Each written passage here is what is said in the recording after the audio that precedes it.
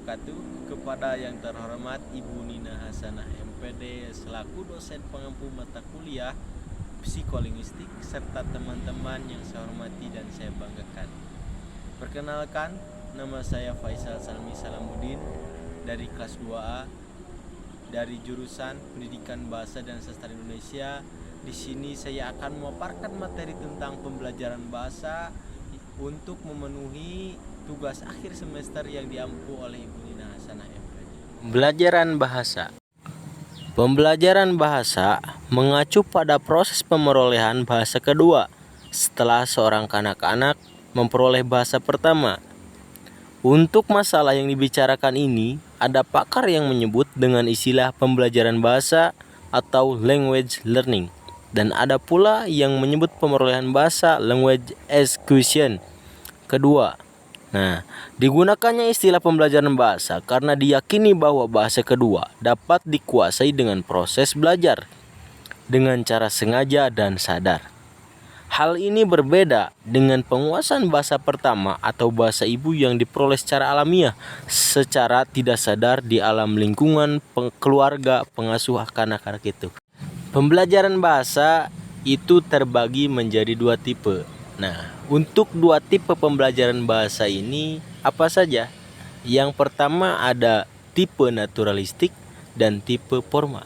Ellis pada tahun 1986 menyebutkan adanya dua tipe pembelajaran bahasa dalam kelas. Yang pertama yaitu tipe naturalistik. Naturalistik ini bersifat alamiah, tanpa guru dan tanpa sengajaan.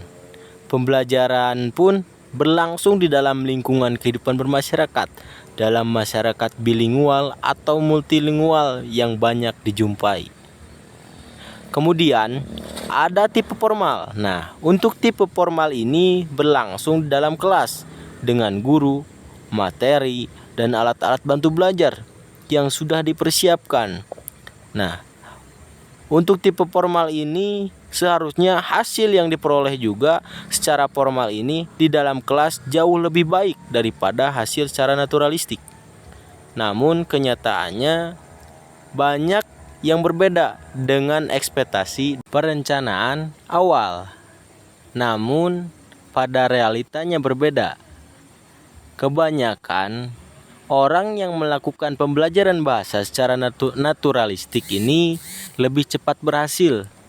Bahkan penguasaan secara bahasanya pun lebih mirip dengan aslinya dibandingkan dengan orang yang belajar secara formal. Sejarah pembelajaran bahasa. Sejarah pembelajaran bahasa terbagi menjadi 3 tahap.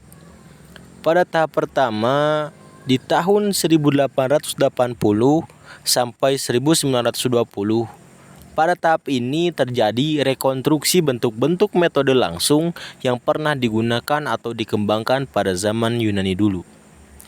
Kemudian pada tahap kedua 1920 sampai 1940, pada masa ini di Amerika dan Kanada terbentuk forum belajar bahasa asing yang kemudian menghasilkan aplikasi metode-metode yang bersifat kompromi.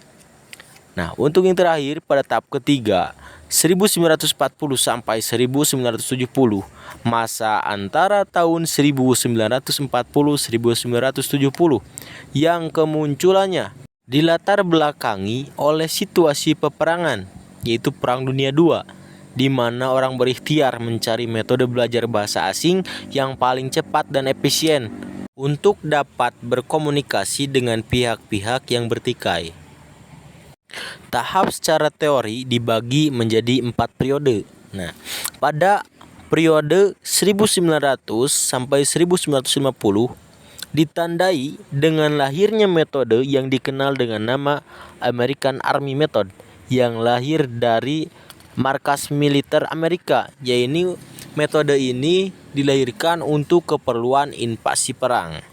Kemudian pada periode 1950 sampai 1960 ditandai dengan munculnya metode audiolingual di Amerika dan audiovisual di Inggris dan Perancis. Sebagai akibat langsung dari keberhasilan American Army Method dan juga perkembangan adanya penemuan alat-alat bantu belajar bahasa yang menjadi landasan utama adalah teori stimulus responnya. Selanjutnya yaitu periode 1960 sampai 1970 merupakan awal runtuhnya metode audiolingual dan audiovisual dan mulai populernya analisis kontrastif yang berusaha mencari landasan teori dalam pengajaran bahasa. Runtuhnya metode ini dikarenakan teori stimulus respon atau model tubian dan imitasi dalam pembelajaran bahasa itu tidak mempunyai landasan teori yang logis. Kemudian pada periode 1970 sampai 1980 merupakan periode yang paling inovatif dalam pembelajaran bahasa kedua. Konsep dan hakikat belajar bahasa dirumuskan kembali. Kemudian diarahkan pada pengembangan sebuah model pembelajaran yang efektif dan efisien yang dilandasi oleh teori yang kokoh yang dinamakan pendekatan komunikatif dalam pembelajaran bahasa. Hipotesis pembelajaran bahasa. Hipotesis pembelajaran bahasa ini terbagi menjadi beberapa poin. Nah, untuk poin pertama yaitu adalah hipotesis kesamaan antara bahasa pertama dan bahasa kedua. Nah, hipotesis ini menyatakan bahwa unsur-unsur bahasa yang diperoleh dengan urutan-urutan yang diramalkan atau sudah ditentukan. Unsur kebahasaan tertentu akan diperoleh terlebih dahulu, sementara unsur kebahasaan lain diperoleh setelah bahasa pertama terkuasai. Nah, poin yang kedua adalah hipotesis kontrastif. Pada hipotesis ini menyatakan bahwa kesalahan yang dibuat dalam belajar bahasa kedua adalah adanya karena perbedaan antara bahasa satu dan bahasa kedua. Sedangkan kemudahan dalam belajar bahasa kedua disebabkan oleh adanya kesamaan antara bahasa pertama dan bahasa kedua. Untuk poin ketiga yaitu ada hipotesis Krasen. Nah, pada hipotesis Krasen ini terbagi menjadi 9 hipotesis. Nah, untuk hipotesis pertama yaitu hipotesis pemerolehan dan belajar. Menurut hipotesis ini, dalam penguasaan suatu bahasa perlu dibedakan adanya pemerolehan dan belajarnya. Pemerolehan adalah penguasaan suatu bahasa melalui cara bawah sadar atau alamiah dan terjadi tanpa kehendak yang terencana. Sedangkan proses pemerolehan tidak melalui usaha belajar yang formal atau eksplisit. Yang kedua ada hipotesis urutan alamiah. Hipotesis ini menyatakan bahwa dalam proses pemerolehan bahasa, kanak-kanak memperoleh unsur-unsur bahasa menurut urutan tertentu yang dapat diprediksikan. Hasil penelitian menunjukkan adanya pola pemerolehan unsur-unsur bahasa yang relatif stabil untuk bahasa pertama, bahasa kedua maupun bahasa asing. Yang ketiga adalah hipotesis monitor. Hipotesis monitor ini menyatakan adanya hubungan antara proses sadar dalam pemerolehan bahasa. Proses sadar menghasilkan hasil belajar dan proses bawah sadar menghasilkan pemerolehan. Keempat, hipotesis masukan. Hipotesis ini menyatakan bahwa seseorang menguasai bahasa melalui masukan atau input yang dapat dipahami, yaitu dengan memusatkan perhatian pada pesan atau isi dan bukannya pada bentuk. Yang kelima adalah hipotesis afektif. Hipotesis ini menyatakan bahwa orang dengan kepribadian dan motivasi tertentu dapat memperoleh bahasa kedua dengan lebih baik dibandingkan orang dengan kepribadian dan sikap yang lain atau tidak mempunyai motivasi. Yang keenam adalah hipotesis pembawaan atau bakat. Hipotesis ini menyatakan bahwa bakat bahasa mempunyai hubungan yang jelas dengan keberhasilan belajar bahasa kedua. Krasen menyatakan bahwa sikap secara langsung berhubungan dengan pemerolehan bahasa kedua, sedangkan bakat berhubungan dengan belajar. Yang ketujuh adalah hipotesis filter afektif.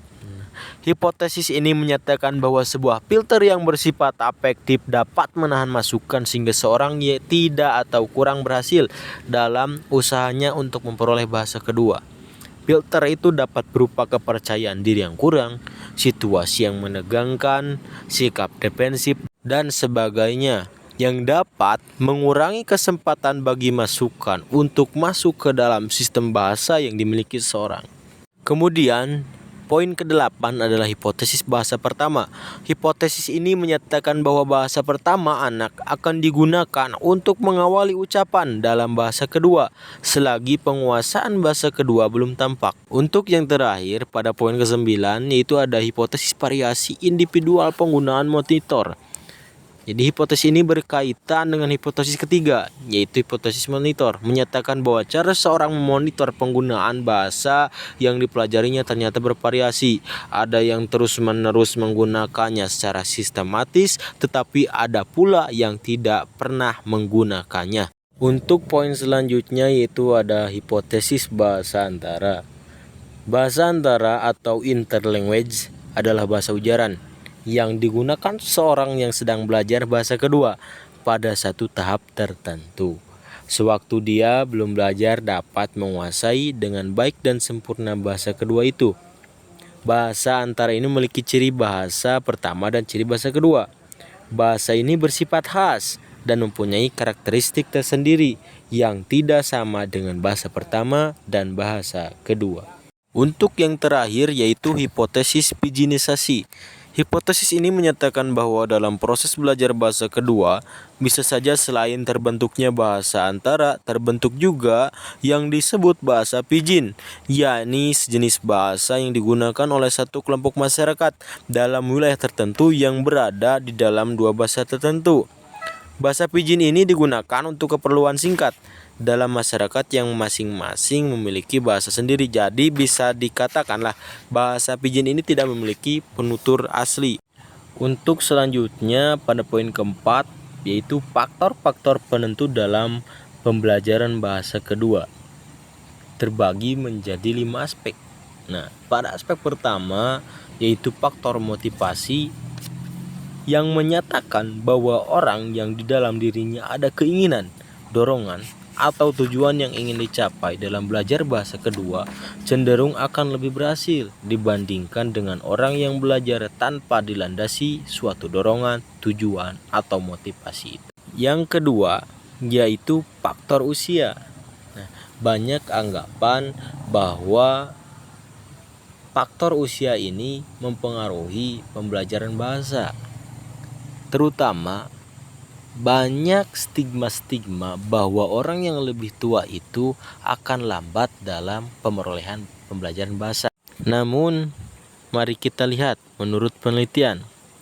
Yang pertama, menurut Patman pada tahun 1975, Duley, Barth, and Krasen pada tahun 1982 menyatakan dalam hal urutan pemerolehan, tampaknya faktor usia tidak terlalu berperan, sebab urutan pemerolehan oleh anak-anak dan orang dewasa tampaknya sama saja. Nah, untuk yang kedua, menurut Oyama pada tahun 1976, Duley, Barth, and Krasen pada tahun 1982, Acer dan Gracia pada tahun 1969 menyatakan bahwa dalam hal kecepatan dan keberhasilan belajar bahasa kedua dapat disimpulkan. Yang pertama, anak-anak lebih berhasil daripada orang dewasa dalam pemerolehan sistem fonologi atau pelafalan. Bahkan banyak di antara mereka yang mencapai pelafalan seperti penutur asli. Nah, pada poin kedua, orang dewasa tampaknya maju lebih cepat daripada kanak-kanak dalam bidang morfologi dan sintaksis. Paling tidak pada permulaan masa belajar lah. Nah, untuk poin ketiga, anak-anak lebih berhasil daripada orang dewasa, tapi tidak selalu lebih cepat. Itu adalah menurut penelitian. Untuk aspek yang ketiga ada faktor penyajian formal. Sudah disebutkan adanya dua tipe pembelajaran bahasa kedua yaitu naturalistik dan tipe formal. Nah, tipe pertama yaitu tipe naturalistik berlangsung secara alamiah dalam lingkungan keluarga, tempat tinggal, sehari-hari tanpa guru dan tanpa kesengajaan.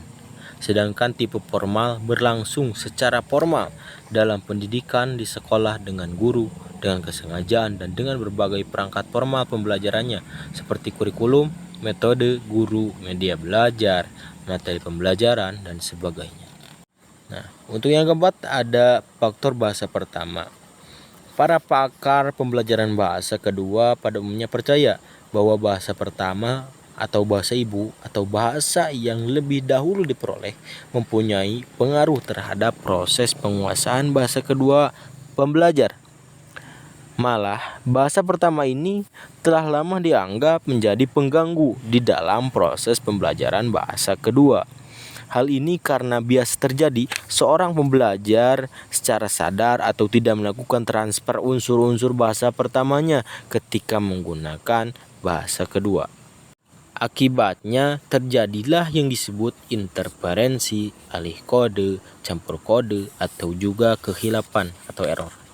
Selanjutnya yaitu poin kelima, ada faktor lingkungan.